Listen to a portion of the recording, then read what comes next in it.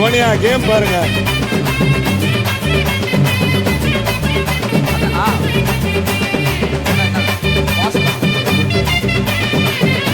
பாலை கீழே போறது